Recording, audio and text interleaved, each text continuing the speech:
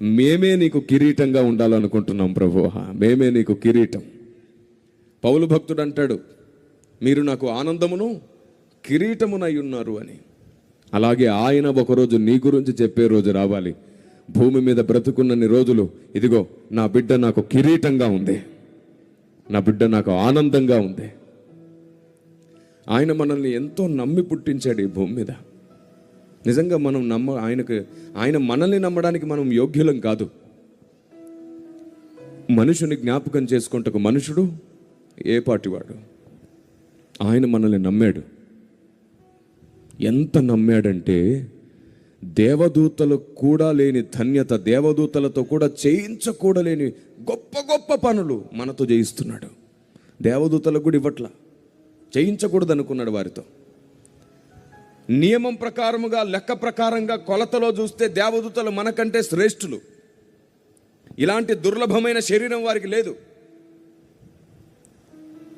మనలాంటి ఘోరమైన వ్యాధి కలిగిన హృదయం వారికి లేదు.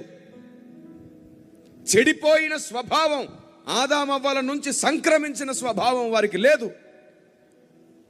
లేదు.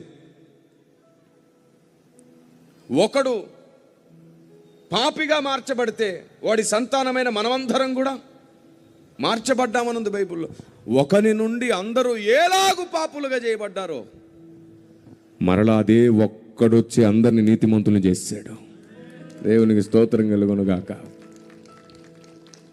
ఒకనిని బట్టి మీకు అందరికీ శాపం వచ్చింది, అదే ఒకనిని బట్టి ఆ శాపం నుంచి మీకు విమోచన వచ్చింది. శపించబడ్డాం. అవ్వ ఎలాగైతే శపించబడిందో అలాగే మానవ జాతి యావత్తు ఆదామవ్వల్లో శపించబడ్డాం. శపించబడ్డ ప్రజలం విమోచించబడ్డామంటే దానికి కారణం పరిశుద్ధాత్మదేవుడు ఇప్పటికీ మనల్ని నడిపిస్తున్నాడంటే కారణం ఇంకా అనేకుల్ని విడిపించడానికే. ఆమేన్. సంఘం గొడ్రాలవుతున్నట్టు అనిపిస్తుంది కాలం గడుస్తున్న కొద్ది. పిల్లల్ని కనట్లేదు సంఘం గొడ్రాలవుతున్నట్టు అనిపిస్తుంది.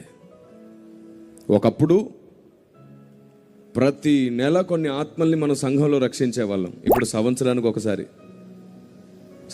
ఒకసారి బాప్తిస్మాలు.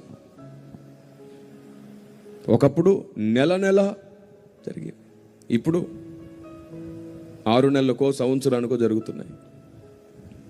మరి విచిత్రం, వెంటనే వచ్చి బాప్తీసం తీసుకుంటానని వచ్చే వారిని కూడా సంవత్సరం వరకు ఎదురు చూసేలాగా చేయాల్సి వస్తుంది. యానివర్సరీకి ఇస్తామను,